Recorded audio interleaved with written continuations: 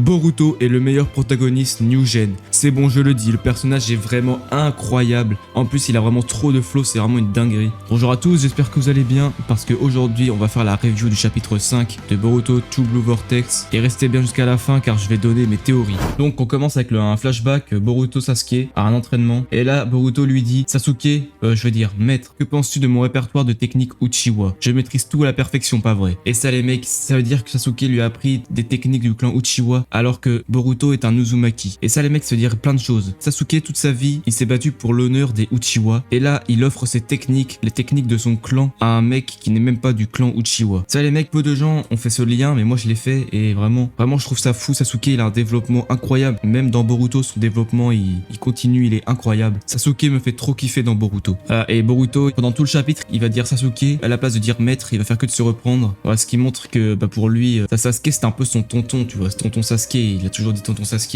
Il le voit pas encore comme un maître, mais pourtant c'est bel et bien son maître, c'est pour ça qu'il se reprend. Et Sasuke lui dit vraiment que en une année seulement, vraiment en un an, il lui a appris quasiment toutes ses techniques. Boruto, c'est un génie, les mecs. C'est pas comme Naruto. Boruto, c'est vraiment le génie ultime en fait. En d'autres termes, tu es un prodige. Alors je n'ai plus rien à t'apprendre. Incroyable. Voilà, et maintenant Sasuke lui dit que maintenant il lui a appris tout ce qu'il devait savoir, et maintenant c'est à Boruto de maîtriser ses propres techniques et d'améliorer les techniques qu'il a apprises. Voilà, Sasuke, il lui fait un petit, il lui raconte comment il était à l'époque, voilà. Ce que Naruto l'a remis sur le droit chemin quand il s'était écarté. Il dit que Boruto a les mêmes yeux que Naruto. Je pense qu'il dit ça en mode Boruto, tu seras le sauveur de la planète, hein. Tu seras le nouveau sauveur comme Naruto, quoi. Ça veut dire ça, hein. Sasuke, toujours fidèle à son intelligence et à sa foi en Sarada. Voilà, il a compris qu'il se passe quelque chose et que seul Sarada et Boruto peuvent lui faire face. Et c'est pour ça qu'il a formé Boruto, dit-il. Sasuke, fidèle à son intelligence, ça j'aime vraiment beaucoup. Et ensuite, le flashback. Donc ils avaient bel et bien affronté Kodé. Et du coup, on apprend que c'est Sasuke qui lui a tranché l'œil. Il lui a fait une cicatrice. Et les mecs, je pense que vous avez remarqué, hein, mais Kodé, il a une cicatrice à l'œil gauche, alors que Boruto, il a une cicatrice à l'œil droit. Et là, on apprend qu'ils affrontaient Kodé avec plein de Shinju derrière. Une armée de Shinju carrément. Et là, Sasuke, il va se sacrifier pour Boruto. À cette période-là, ils étaient pas assez forts pour battre Kodé et les Shinju derrière. Et ça, c'est un truc à retenir. Kodé, on le sous-estime un peu, mais il a réussi à faire des dégâts à Sasuke, hein. Il a réussi à capturer Sasuke dans l'arbre Shinju, il l'a transformé en Shinju. Et Boruto, il a pu s'enfuir grâce à Sasuke. Vraiment, Sasuke, il a une fin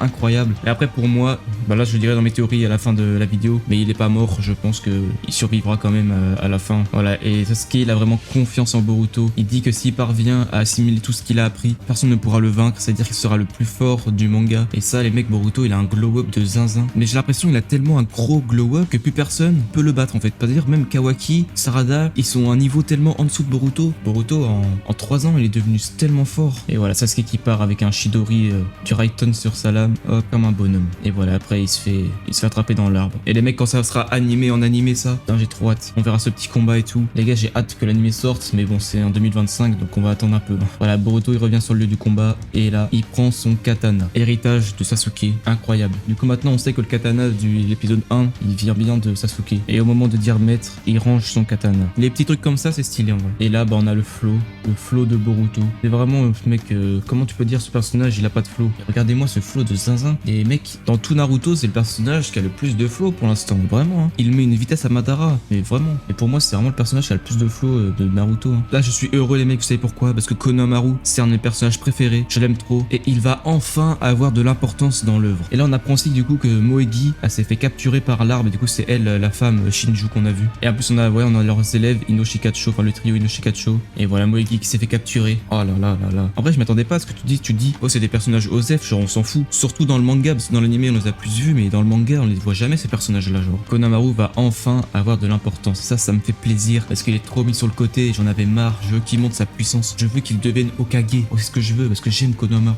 Et voilà, et après, Chocho et Nojin Shikadai, ils vont vouloir se venger de leur maître. Et je pense que, voilà, ils vont avoir aussi un peu d'importance, parce qu'ils étaient assumés à l'écart. C'est surtout Boruto Kawaki Sarada qui a été utilisé, Mitsuki aussi un peu. Et là, voilà, on aura plus de personnages qui vont être à l'œuvre, et ça me fait plaisir. Et voilà, après, on revient avec les Shinju. Voilà, après, ils nous redisent que les Shinju, là, ils ont une conscience, machin. Voilà, ils ont des émotions. En plus, il est stylé, l'endroit un peu. Et là, on voit très bien, il y a un cube comme Ishiki, et le mec ressemble à Ishiki. Après, est-ce que c'est vraiment Ichiki? À voir. Ça, les gars, je le dirai à la fin de la vidéo, dans mes théories, qui ça peut être ce mec. Parce que pour moi, ça peut être que 2 personnes, et je vous le dirai à la fin de la vidéo. Et là, le Shinju, je crois qu'il s'appelle Jura, je crois. Alors là, il dit, j'ai l'intention de dévorer Naruto Uzumaki. Oh là là là là, ça les mecs c'est une dinguerie. Naruto il est déjà enfermé et là il va être dans la sauce de fou. Comme il a dit, ils ont un besoin instinctif. C'est-à-dire que en plus d'avoir l'objectif de me dévorer un Otsutsuki comme Boruto ou Kawaki, alors chacun d'eux ils ont un objectif qui est de dévorer un autre personnage qui n'est pas un Otsutsuki. Et pour Jura là c'est Naruto Uzumaki. Et on verra par la suite pourquoi ça serait Naruto Uzumaki. Et là bah Eida elle les regarde avec son œil, je sais plus comment il s'appelle. Elle est comme il dit, c'est l'instinct qui pousse à agir. Donc son instinct il veut qu'il dévore Naruto. Chacun va trouver sa cible et là c'est au tour de Moegi du coup, je sais pas comment elle s'appelle dans sa forme Shinju. Et elle dit que c'est Konohamaru qu'elle a envie de manger. Et après on va voir la cible de Sasuke. Sasuke qui est même en forme Shinju, il réfléchit, il demande qui sommes-nous. On voit que Jura c'est un peu le chef des Shinju. Et voilà, donc on apprend que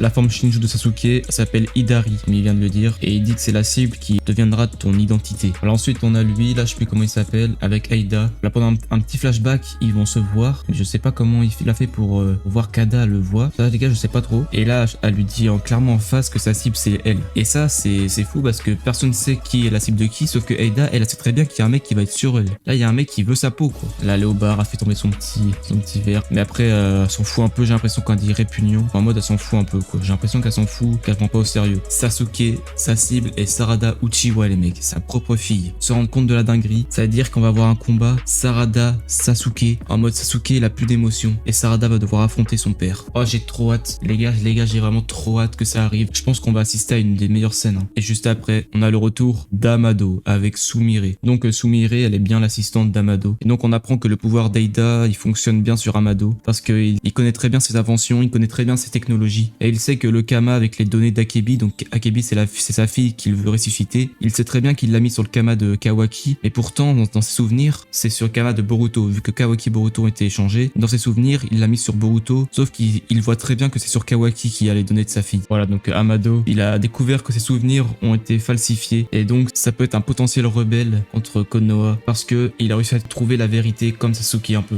Et comme il dit, pour un scientifique, la preuve matérielle prévaut sur tout. Parce qu'on sait très bien que les autres comme Shikamaru, même s'ils ont une preuve matérielle, par exemple la photo dans le cadre, pour eux ça change rien. Et Sai et Shikamaru, ils ont écouté la conversation. Sai lui demande ce qu'il pense. Et Shikamaru a l'air de pas trop savoir, il a l'air d'hésiter. Voilà, après Sumire elle va raconter à Sarada ce que Amado il a dit. En fait, il a réussi à passer à travers l'omnipotence. Et voilà, bah, Sarada elle y croit pas parce que comme j'ai dit tout à l'heure, ouais, ils ont montré la photo de famille avec Boruto dessus, mais personne n'y croit. Pour eux, les souvenirs ils sont plus forts que les preuves matérielles, alors qu'Amado lui c'est le contraire. Et là les mecs, Boruto il est revenu à Konoha les mecs. Boruto il est revenu à Konoha après que Sasuke se soit fait transformer en Shinju. Et elle dit Sasuke, non je veux dire le maître, il m'a cru. Et voilà, et Sarada il va se retourner. Boruto va apprendre à Sarada qu'au péril de sa vie, Sasuke l'a protégé. Et il dit qu'il l'a fait pour toi, Sarada. Parce que c'est Sarada qui va demander à Sasuke de protéger Boruto. Et à Sarada, premier réflexe, elle lui fait un câlin. Un câlin, je pense, bah ça signifie simplement l'amour. Hein, parce que ça a rapport avec ce pourquoi Sarada n'a pas d'effet pour l'omnipotence d'Eida. C'est un rapport avec ça. Je vais vous le dire en fin de vidéo dans mes théories. Voilà, Sumire, elle les regarde, mais avec un air,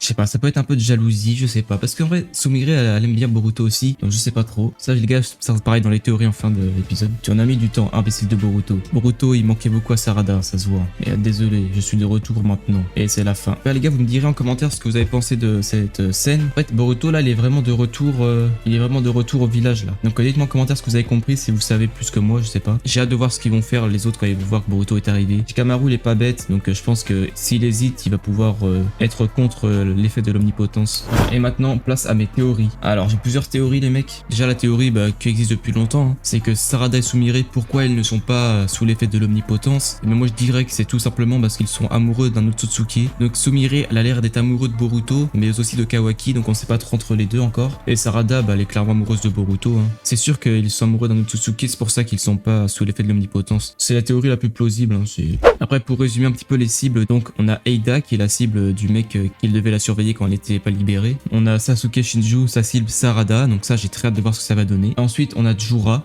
que je vais dire maintenant qui je pense que ça peut être. Donc c'est soit Ichiki, parce qu'il ressemble à Ichiki, il avait les cubes comme sa technique. Donc ça peut être Ichiki, ou alors pour moi ça peut être Gaara, parce que sa cible c'est Naruto. Donc Naruto, il a un rapprochement avec Ichiki, parce que c'est lui qui a mis dans la merde Ichiki pour qu'il meure. Mais en fait Naruto il a changé Gaara quand il était jeune, et Gaara il a toujours une amitié profonde pour Naruto. Comme Sasuke, c'est Sarada qu'il l'a comme cible, c'est-à-dire c'est quelqu'un qu'il aime beaucoup, ou alors qu'il déteste beaucoup, je ne sais pas. Parce que On a aussi Moegi, sa cible c'est Konohamaru, donc c'est un personnage qu'elle aime beaucoup. Le mec qui a Ada comme cible, je viens de retrouver son prénom, c'est Bug. Et bah Ada, les mecs, comme elle a mis Bug sous l'effet de son Senringan, comme Bug il est amoureux à cause de son effet, je pense que c'est par amour qu'il a choisi Ada. Je pense vraiment que c'est ça. Parce qu'en fait moi je pense que c'est par rapport à l'amour qu'ils ont, parce que je vois pas pourquoi il y en a qui ce serait par haine, et il y en a qui ce serait par amour. Donc si on dit que c'est par amour qu'ils choisissent leur cible, ça veut dire que Jura c'est Gaara et ce n'est pas Ishiki, parce que Ishiki lui c'est par haine qu'il choisit Naruto. Donc si on dit que c'est par haine,